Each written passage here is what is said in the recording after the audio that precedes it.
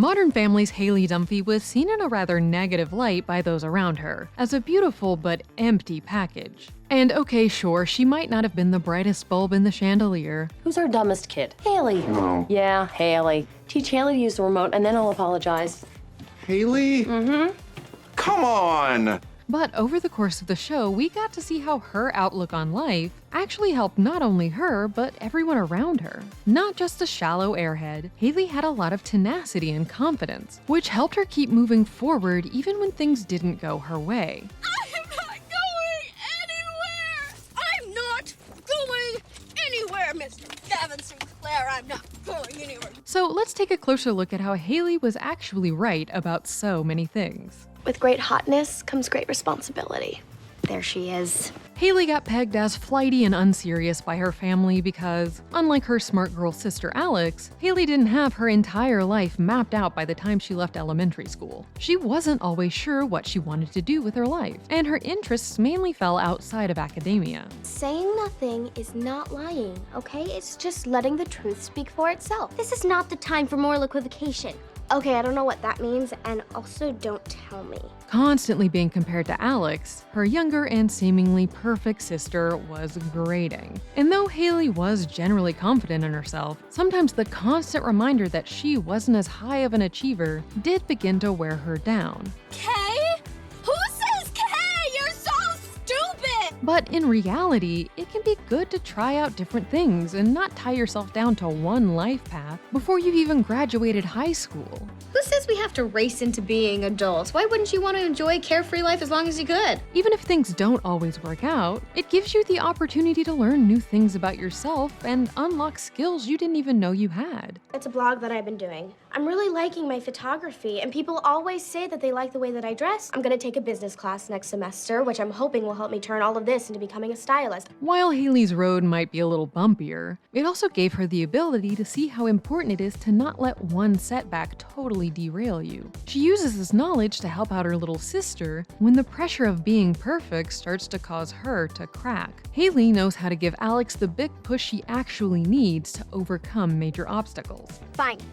Give your stupid speech, be an outcast, but you're only doing it to yourself because you're smart and pretty and sort of funny in a way that I don't really get, but other people seem to enjoy. And because her own life has been a little all over the place, she also understands how hard it can be to feel lost. So when Alex is breaking under the stress of having to jump into the next stage of her life without the guardrails of school to give her structure, again, it's Haley to the rescue, knowing just the right things to say. Your whole life, you've always known exactly what you're supposed to do. Study, get good grades, repeat. Now that's over and it's scary. Because her belief in herself is such a big part of how she's able to keep floating and figuring out her life, she knows how important it is to help others in her life build up that confidence too. I know you would never admit it, but you're scared. It's not the worst thing to have your own personal cheerleader. Haley's go with the flow, focus on what makes you happy attitude might cause people around her to judge, but it also means that she often has a much more enjoyable time than others in her family. I'm gonna answer and then I'm gonna walk away. Deal? Okay. I'm 420% sure. Everyone compares her to Alex in this regard as well, who never stops to rest for a single moment of her life. And while Alex's intense drive does allow her to accomplish an incredible amount, as we discussed in our video on Alex, it also causes her a lot of problems. There is a 16-year-old science prodigy studying cancer research at Johns Hopkins. What am I doing? I'm eating cake! No. Haley finds that lowering the stress in her life allows her to focus on emotional connections and keeping an eye on everyone else. I have no problem drinking, but A, not with my parents. And plus also, I needed to stay sharp because they were obviously up to something and I was in no mood. Sometimes Haley is a little too lax, which can lead to some problems. And I couldn't pay to remove it because I just maxed out my credit card on these insanely expensive pair of sunglasses. I don't love them. But as she grows up, she comes to better understand how to balance responsibilities with not stressing yourself out and doing your own thing. Her life certainly isn't perfect, but because she's not afraid to take a step back, reassess, and take a different path, she's able to better roll with the punches when they do come. Like her step-grandmother Gloria, Haley is often discounted by others because of her looks, and because she cares about them. Ow. Ow. If it were easy, everyone would be hot. But there's nothing inherently wrong with enjoying clothes or makeup, and liking those kinds of things doesn't make you dumb. She does play up her queen bee personality at times, especially in the earlier seasons, including the focus on her looks. If it was easy, everyone would be popular. And this, combined with the fact that she isn't the most book-smart person, 4 weeks! 4! Double it again! Make it 10 weeks! leads to her being the butt of a lot of jokes. Her family also constantly makes fun of her for being easy. Everybody look like you're gardening. Luke, grab that little hoe. I don't think that's what she meant. Is it? But the reality is that she's just the only one with the emotional intelligence to understand human nature and how to have relatively normal relationships. Understanding the social world is its own special skill, as the family comes to learn repeatedly, and that is the arena in which Haley excels. She understands how to read people and how to come out on top in social situations. And while everyone putting her down all of the time does cause her to doubt herself on occasion, she understands on a deeper level that other people's ideas about her don't get to decide her worth. Haley, where are you going? Oh, I was offered a fellowship to the bathroom, and I'm accepting it. She also uses her special skills to help out her family as well. Oh, I know, Mackenzie. I am Mackenzie. I invented Mackenzie. And the way she's making my sister run around, it's kind of funny, but I can't have it. It's bad for the family. Her skill set proves to have real practical applications too, from helping her come up with a great promotional idea to running her blog and beyond. Someone just bought your photo of this beautiful lady. First one sold. Someone paid for something that I made! Me! While the rest of her family have pretty set ideas about the right and wrong ways to do things, Haley is more comfortable with taking risks and seeing what the world has to offer. And this mindset also helps her come to appreciate the differences between herself and those around her, instead of seeing them as insurmountable gaps. She and Alex are polar opposites, which leads to them constantly butting heads. You know this would happen, you idiot! Hey, let's try to get along. I wish she was never even born! They were trying to make one with a brain! No! And because they're on opposite ends of the stereotypical 2000s smart girl, hot girl spectrum, they at first see themselves as having nothing in common. Born 1986, went to college at a place called MIT. MIT. I know how to spell it. But over time, through a lot of emotional work on big sister Haley's part in particular, they begin to realize that they do fit together. The fact that they're opposites means that they're great at helping the other in the areas where they feel lacking. Haley, for example, helps Alex learn how to better fit into teen girl world. And when it begins working, she's not jealous, she's proud. I got this. Who's this? Brilliant. No, I didn't see it. I get a lot of texts. I have a sister. They continue to butt heads, as siblings are wont to do, but they come to appreciate each other on a new level. Don't dork up our room. Don't slut up your college. And though they'll always still have little barbs for one another, they also come to realize how crucial their bond is, and how important it is to have someone you love in your corner as you grow and evolve. You're obviously going to get into one of those snooty schools, and sometimes you're gonna come in second or fourth, but you're gonna dust yourself off, maybe put on some lipstick for once, and keep going. As we talked about in our video on Haley's disappointing ending, Modern Family really let her down as a character in its final seasons. The show undid so much of her growth, and threw her evolution off course to shoehorn her into a plotline that could have worked if it didn't require her to essentially backslide on all of her personal gains. But even with that, Haley still gave us so many positive lessons over the show's 11 seasons, and she remained relatable and hilarious till the end. Mama's done breastfeeding. These babies are all mine again, and I'm ready to fill them up with wine. Haley is proof of how important it is to not let your view of yourself become clouded by what other people say about you, and to instead keep working to figure out what you want out of your life. You know what I'm pretty sure is ironic? You guys spend all this time worrying about what I'm going to do, and maybe you should start thinking about what you're going to do. Euphoria's Maddy Perez is the ultra-confident queen bee of Euphoria High, and for 2 seasons, the universe seemingly continually tries to destroy her sense of self. But Maddy has no problem fighting back against anyone or anything that tries to shake her confidence. 90% of life is confidence. The thing about confidence is no one knows if it's real or not.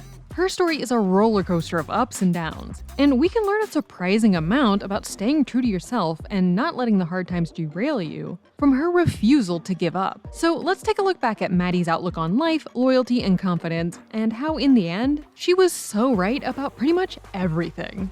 Maddy's self-assured nature is one of her defining traits. She took the time to build up her sense of confidence in herself so that no matter what happened, she had a strong core identity to hold her up. I had never seen anyone as sure of themselves as her. This can be particularly hard to do as a young person, when so much about you and the world around you seems to be changing nearly every day. But her fake-it-till-you-make-it outlook on life allowed her to build up a shell around herself, not to keep people out, but to serve as a buffer from the harshness of the world.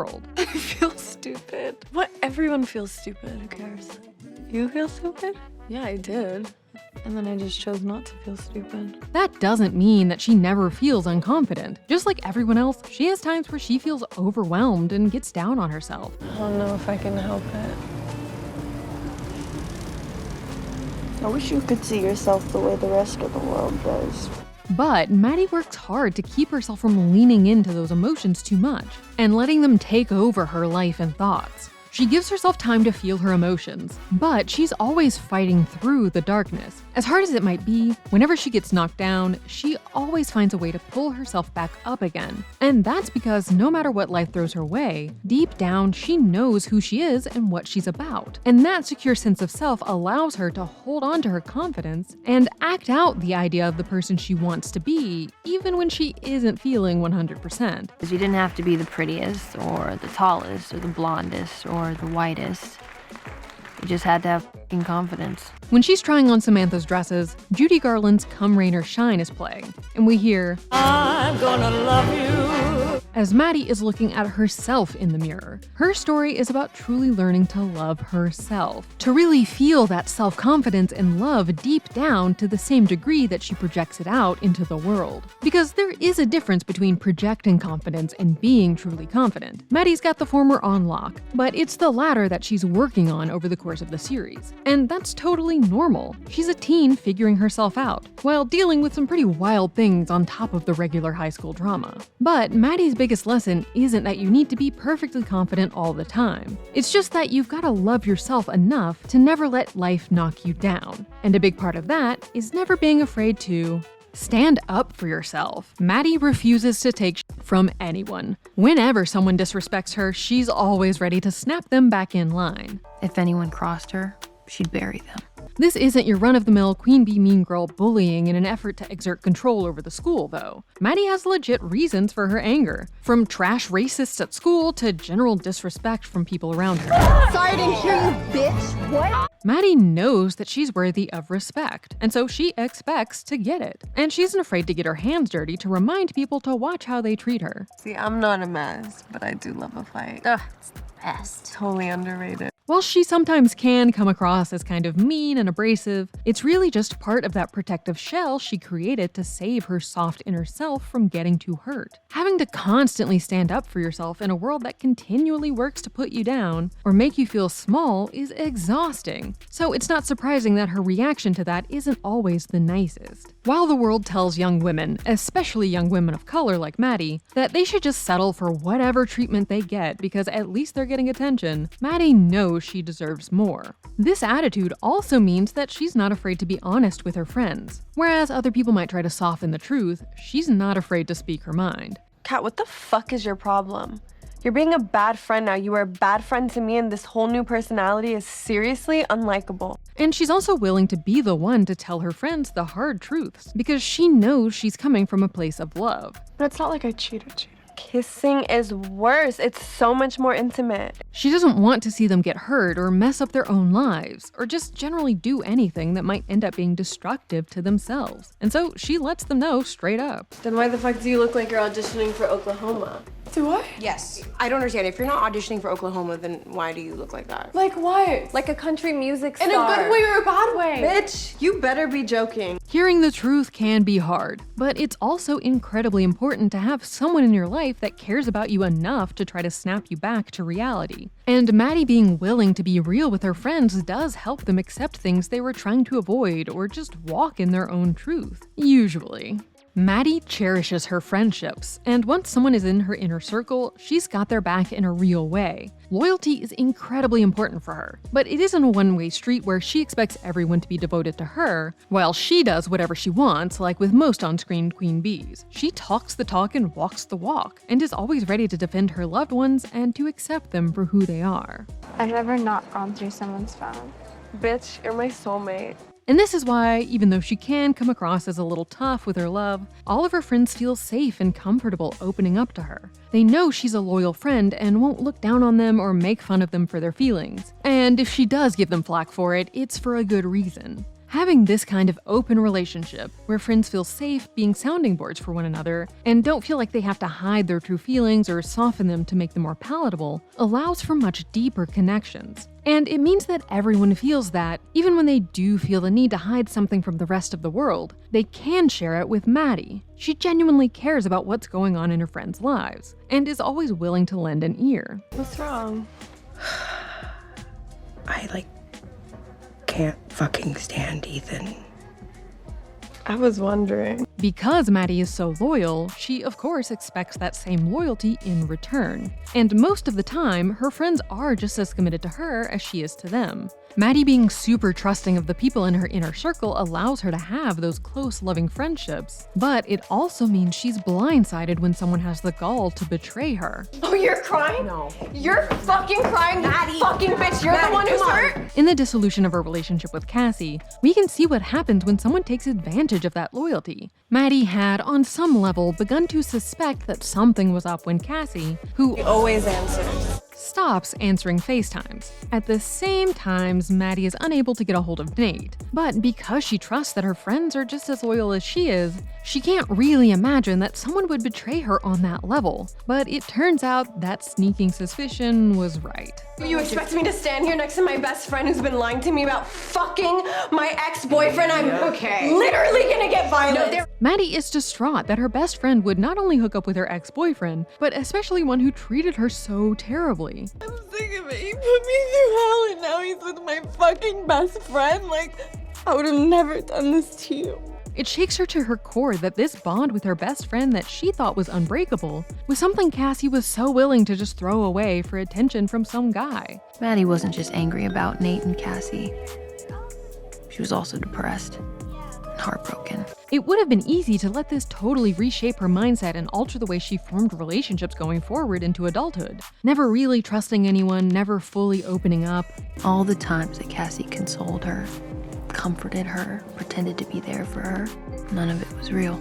It was all an illusion. But Maddy realizes that she doesn't want to live life that way. This one relationship blowing up was heartbreaking, but she knows deep down that her loyal nature is a good thing, and that the only way to survive this betrayal is to move forward and not let it derail her whole life. One of the biggest lessons Maddy herself had to learn over the course of the show is that sometimes you just have to walk away from a bad situation. When you're someone who is so used to fighting for yourself and what you believe in, it can be incredibly difficult to accept that letting go is the right answer, but sometimes it's the only way you can protect yourself. For a long time, Maddy put a lot of stock into being part of a power couple and having what felt like control over a powerful guy, just like her idol Ginger from Casino. The cool thing about Sharon Stone in Casino is that she ran the over De Niro. I would fucking kill for that coat.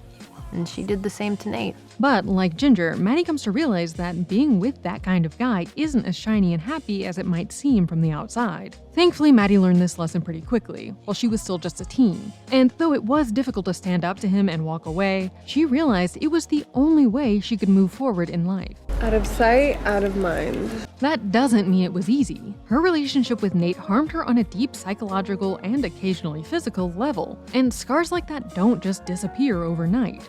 I think Nate really f***ed me up. Being trapped in that kind of relationship for such a big chunk of her formative years warped how she saw romantic relationships and herself. I'll never find that kind of love. There's just no darkness. It's just sweet. I don't know if that would ever be enough for me.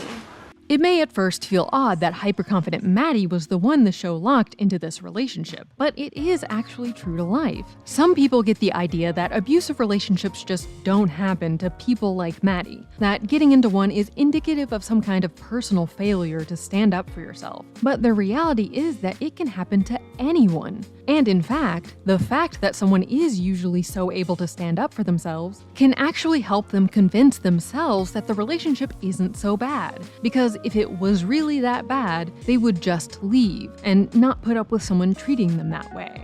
Maddy falls into this trap herself, constantly convincing herself that she can handle it, and that it's not that bad because she feels like she has some level of control over him too. But in the end, she realizes that there is no salvaging that relationship, and that is absolutely for the best. All of the drama Maddy has to deal with over the course of Euphoria's 2 seasons would be enough to snuff out the spark in anyone. But Maddy's core belief in herself and her worth helps her keep going. She did begin to falter when everything really started falling apart, but thankfully Samantha was there to remind her just how huge the world really is, and how much more she has to discover about it and herself beyond what she's experienced in high school.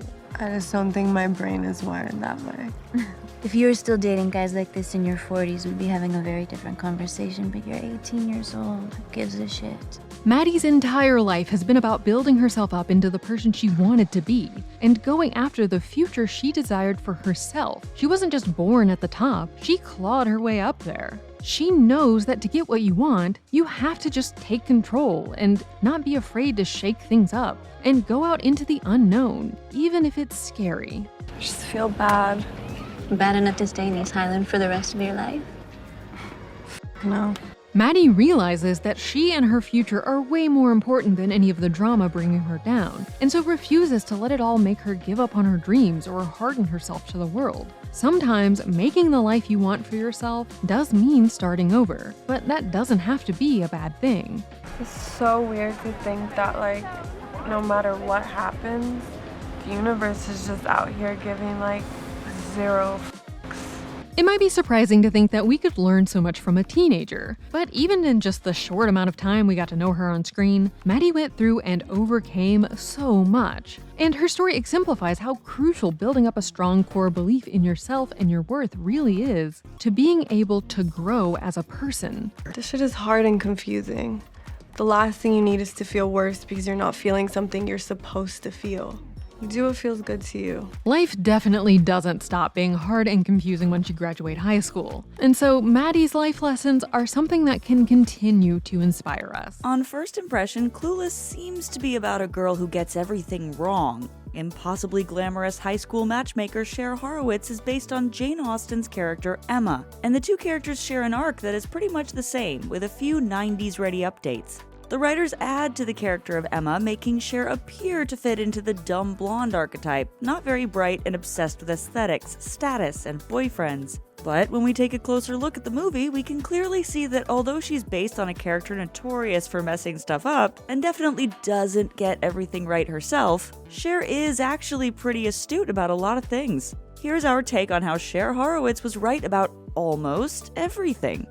Despite people thinking she's a dumb blonde, Cher is pretty shrewd. Some of this comes from having a cynical father. He's a lawyer and she's very close to him. So it's likely that she grew up listening to him arguing cases and picking up a few pointers over the years. Some of the things she says are lifted straight from him, and it's clear that she's tenacious as a result of his tutelage. Well, some teachers were trying to lowball me, Daddy. And I know how you say never accept a first offer, so I figure these grades are just a jumping off point to start negotiations. Very good. She knows that confidence goes a really long way, and she can manipulate situations purely based on the feeling that she's entitled to more. You mean to tell me that you argued your way from a C+ to an A-? You proud? Honey, I couldn't be happier than if they were based on real grades. Characters that get slotted into the dumb blonde archetype so often got stuck with essentially zero agency, but Cher was always totally willing to stand up for herself and go after what she wanted. She's also conscious of the dynamics at play in high school. For example, although she loves her best friend Dion, she understands that their friendship is a powerful coalition, which isn't only forged out of positive similarities. Here's where Dion lives. She's my friend because we both know what it's like to have people be jealous of us. They're much more powerful as an iconic duo than either would be alone, and thankfully they don't use their powers for evil, but instead for fun. While the other girls in the movie get caught up on their classmates, Cher has pretty good insight into the way teenage boys' minds work, perhaps because of watching the way her older ex-stepbrother Josh behaves. Dion's going out with a high school boy. They're like dogs. You have to clean them and feed them, and they're just like these nervous creatures that jump and slobber all over you. She sees through all of their bravado to the deeper truth that a lot of the boys of her own age act badly because ultimately they're anxious about their relationships, their status at school, even their looks. And she knows not to expect too much from high school boys too. While she doesn't always understand their motives, she does get that because of social conditioning, boys don't necessarily work the same way as girls do. Like, for example, when she acknowledges that Christian operates on a different time scale to her. Christian said he'd call the next day, but in boy time that meant Thursday.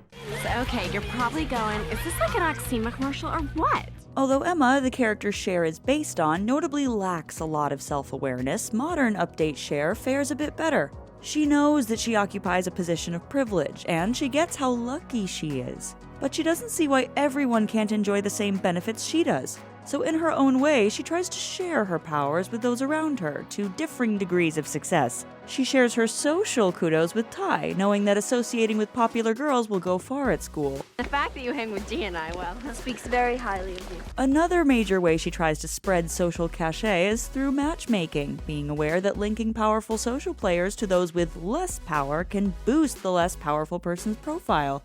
like who? Let's see, who's available? There's Bronson, Grant. I got it. Elton. Who's Elton? Oh my god, he's way popular. He's like the social director of the crew. Yeah, his dad can get you into any concert, and I noticed him scoping you out. And Cher also tries to share the wealth, literally. Cher, what are you doing? I'm captain of the Pismo Beach Disaster Relief. I don't think they need your skis.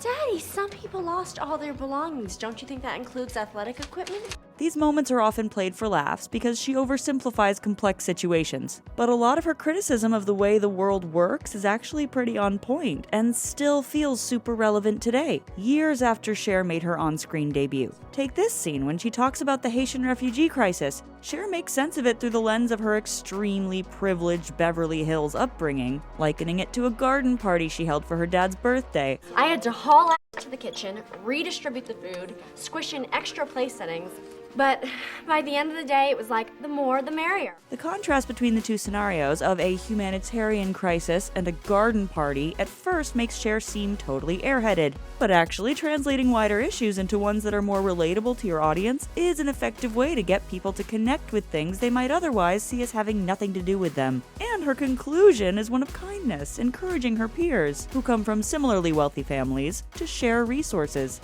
And in conclusion, may I please remind you that it does not say RSVP on the Statue of Liberty. Cher's matchmaking operation begins because she realizes two of her teachers, who keep giving her grades lower than she thinks she deserves, are secretly lonely. He's a miserable little man who wants to make everyone else miserable too. Dee, that's it. We've got to figure out a way to make Mr. Hall sublimely happy. So she sets about hooking them up. What that man needs is a good, healthy boink fest. She also works out which path to take with different teachers when she's negotiating her grades with them as well, based on how she thinks she'll be received. And she ends up finding a lot of success. I told my PE teacher an evil male had broken my heart, so she raised my C to a B. We see multiple instances of Cher reading people's needs throughout the movie and doing her best to act in the best interests of other people. Hey, you know what'd be so dope?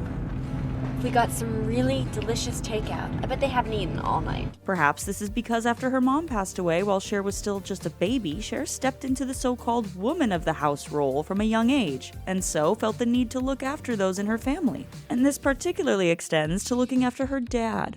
What is this crap?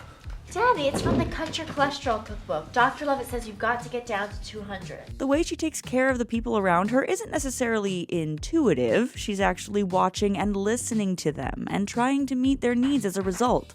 D, when your allergies act up, take out your nose ring. And linked to this ability to read the needs of other people is the fact that Cher knows that meeting those needs feels good for her, too, which is a good lesson for all of us. Being kind is good for the soul.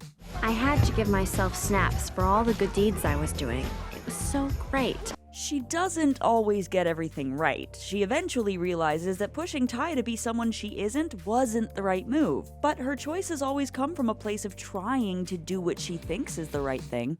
I am just not interested in doing it until I find the right person. You see how picky I am about my shoes, and they only go on my feet. Cher's virginity is something that's highlighted by other characters as a flaw. You're a virgin who can't drive. Oh, that was way harsh, Ty. And in high school, being a virgin can feel like an all-encompassing problem.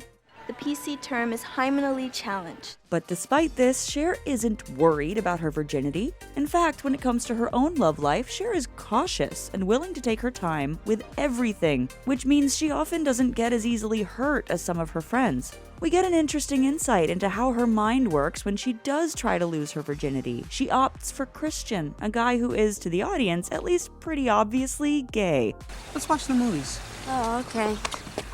Christian had a thing for Tony Curtis, so he brought over Some Like It Hot and Sporadicus. This is an interesting moment of seemingly unintentional self-sabotage. Cher is attractive and popular, and we know from earlier in the movie that she'd have no problem hooking up with, for example, Elton. But she chooses someone who she feels is more on her wavelength, who she likes as a friend. And she stays true to herself. Although she's experiencing external pressure to lose her virginity, she just isn't attracted to the average high school guy, and she isn't gonna force the issue.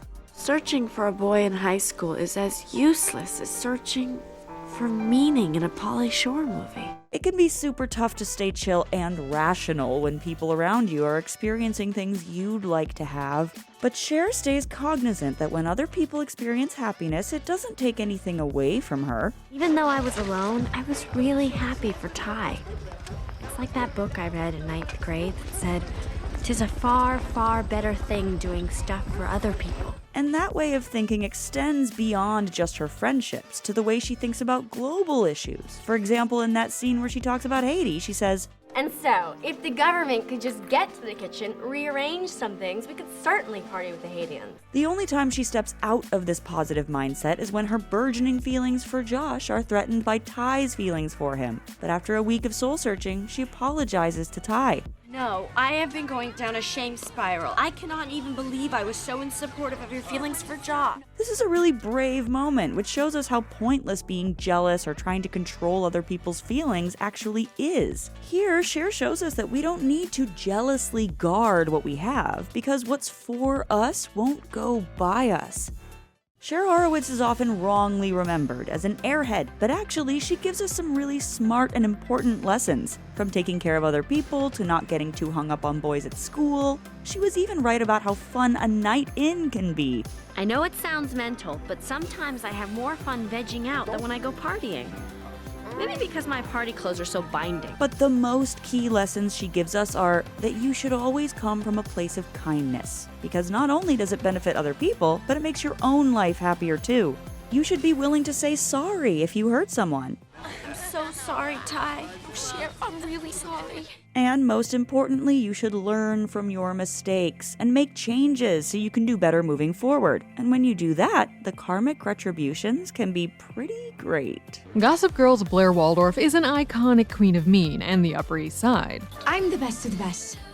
I'm Blair Waldorf. In her quest for power and control, she definitely made a lot of mistakes. But she actually got a lot more right than she gets credit for, both in her understanding of how her world really works and in the way she had to learn to grow as a person. So let's take a look back at Blair's outlook on life and relationships, how she changed or didn't, and the most important lessons she can teach us. Haven't you heard? I'm the crazy bitch around here. Blair Waldorf isn't content with just being powerful. She wants to be on top at all times. Growing up in Serena's shadow and under the thumb of her judgmental mother, Blair came to have a very shrewd understanding of what her world rewards. She understands that, no matter how hard she tries, she'll never be an effortless it girl like Serena, beguiling people with her shiny hair and mysterious need to always be somewhere else. Actually, there's somewhere I have to go. And so she instead set her sights on gaining power through the things she can stake out influence in, like grades and fashion. For those last season's Toy Bush flats. I got them on sale. With the help of her minions, who she keeps on a tight leash, she always knows what's going on and is able to find ways to flip situations to her advantage. And she's not afraid to be very ruthless in pursuit of her goals. You can't make people love you, but you can make them fear you. She's able to take a step back and look at the larger picture to pull together a deeper understanding of the predicaments that befall her to make sure that in the end, she wins no matter what. Leave it to Blair Waldorf to know that bitches don't just happen, they're made. By parents even more wicked than their offspring. She also struggles to rule over her romantic relationships, first trying to force herself and Nate to be the ultimate high school power couple, no matter how unhappy they both were, then going on to get stuck in a never-ending back and forth with Chuck. This means war, Blair. Chuck. Me versus you. No limits. Of course, her biggest battle for power is with frenemy Serena. We first meet the pair after Serena has disappeared for an entire school year, and Blair took the spot of Queen Bee in the resulting power vacuum. Upon Serena's return, Blair is clearly aware that her time on top is under threat, and so works harder and harder to try to hold her ground. I get it. I don't want to take any of that away from you, right? Because it's just yours to take if you want it. No, that's not what I mean. But in this battle, we can also get our first insight into what really drives Blair, her deep sadness and insecurity. Sure, she's mad at Serena for coming back and stealing the spotlight yet again, but she's really upset at the fact that her best friend disappeared without a trace for a whole year, without even letting her know what was up. Do you know how it felt calling your house when you didn't show up at school and having your mom say, Serena didn't tell you that she moved to Connecticut? And over the course of the show, we continually see how Blair has a hard time coming to terms with how hard she has to work to feel like she has control over her life, while it seems like everything comes so easily to Serena. How do you manage to get out of everything unscathed? Because I'm nice. You should try it sometime. Because she doesn't have the easy influence of Serena, she instead feels the need to rule with an iron fist. You need to be cold to be queen. Anne Boleyn thought only with her heart and she got her head chopped off. While she's technically not wrong about this being an effective means to garner power over the others around her, it also means that her rule is very tenuous. Everyone's always looking for any reason to knock her down a peg. You're being a bitch is what got dairy in your hair in the first place. Okay, be nice and neutral, and things will swing back to normal. You're the queen bee, so just let nature take its course. And even she often feels crushed under the weight of her own persona, even if she tries to deny it. But Blair's struggle for power with Serena is so particularly interesting because it's also one of the biggest parts of her life where she is at times able to truly let go and accept not being number one. No matter how much they fought and schemed against one another, at the end of the day, they had a deeper connection that was more important than silly social power. And even Blair learned to put her need for dominance aside and focus on being a friend. And this is all part of one of the most important lessons Blair learns over the course of her story. Even though Blair was incredibly rich and at the top of the social strata of the Upper East Side, she constantly felt like her life was slipping out of her control. So much of her life had been plotted out and molded by other people who did not have her best interest at heart. My mother just decides everything, you know? Everything in the world is just totally up to her. And so, in every aspect of her life that she could, she sought out any way to at least feel like she had control over her situation and the things that were happening to her. This played out in a number of self-destructive ways, including her disordered eating, which was born out of her mother's quiet cruelty. You will never be more beautiful or thin or happy than you are right now. Guess I have time to change. And put some product in your hair, the ends are dry. And because food was one of the few things that she felt she could always control. In addition to her mother's treatment, Blair feeling abandoned by her father led to her feeling completely unmoored. My father left my mother for a 31-year-old model. I feel like screaming because I don't have anyone to talk to. This made her take an even tighter grip on everyone who was still in her life, but usually led to her trying to control them in an effort to make sure that they could never leave her. I just wanted to do something nice. Is that so hard to believe? Yeah, pretty much. Over time, Blair honed her need for control into a finely tuned weapon. You're Blair Waldorf. Punishment is your middle name. But the real thing she eventually got right was learning when to use this power and when to relinquish control. Her ability to scheme and run into battle against anyone certainly helped her and her friends get out of several sticky situations. But the fact that it was a compulsion for her meant that it also caused her a lot of grief. And so over time, she came to better understand that even she, Queen Bee Blair, can't control every single thing in the entire world. And that's okay. Here's my advice. Have a little faith, and if that doesn't work, a lot of mimosas. And it's through this growth that she's able to begin finding real moments of happiness and connection with those around her. Blair is, of course, capable of being vicious to anyone, even those closest to her. But underneath the mean shell she uses as armor is a very loyal, caring person. She doesn't always show that side of herself in the best ways, especially since it often presents as an effort to control the people she cares about because she thinks she knows what's best for everyone. Serena is so grateful because she likes to see the best in people. I like to see the truth. But she is willing to drop everything for the people she holds dear, and even comes to defend others that she never thought she would see as equals. For what it's worth, you're my queen. I choose you. Blair certainly does not always go about being a friend in the best way, but deep down she understands how important it is to have people in your corner. There's no such thing as too awful between friends. We don't judge, remember? And how that means you need to be there for them, too. She's able to step out of her Ice Queen role and be a real friend when she can tell one of her friends is really down, and is especially always willing to help find a way to help Serena out of a bad time. What are you doing this weekend? Eating leftovers and feeling horrible. No, you're coming to Paris. What? I am? My mom and I are catching the red eye tonight. If you're gonna be sad, you might as well be sad in Paris. It's often in the most dramatic, sometimes dangerous moments in her friends' lives that her willingness to be there for them no matter what really shines. We're sisters. You're my family. What is you is me. There's nothing that you could ever say to make me let go. I love you. One of the most melodramatic moments of the show's first season was the iconic All About My Brother cliffhanger. What is it? I killed someone. Naturally, one might assume that mean girl Blair would immediately use this information to blackmail Serena and make her life hell. But she instead chooses to stand by her friend and make sure that she knows she's not alone. You can tell us anything. We don't judge. We're the non-judging breakfast club. It can be difficult for anyone to own up to being in the wrong, but for an ultra-controlling queen bee like Blair, it can feel nearly impossible. But even with her penchant for bad behavior, she did often manage to come around and realize when she went too far, and was often even willing to apologize. A major source of her growth in this area was learning to be more upfront about what was actually wrong, what she was truly angry about, so that issues could really get resolved instead of just continually escalating. You knew, Serena. And you didn't even call. Eric told me what happened. I guess your family's been going through a hard time too.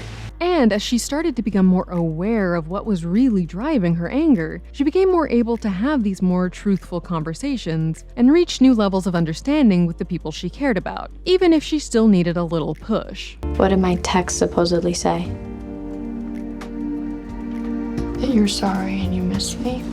Given how often she was unkind to others, she probably never really apologized as much as she should. But the fact that she was willing to at all does separate her from a lot of other on-screen mean queens. Initially, one of the things Blair feared most was change. Her abandonment issues and her constant concern that she would be totally left out of power and become a pariah combined to create a constant undercurrent of fear that any change in her life would only lead to negative consequences. And so, the status quo must be maintained at all costs. But not even Blair Waldorf can stop the natural ebbs and flows of life. Over time, however, she comes to accept that this isn't always a bad thing. Sometimes the things you weren't expecting aren't disastrous, but instead amazing. And sometimes it is worth the risk to find out.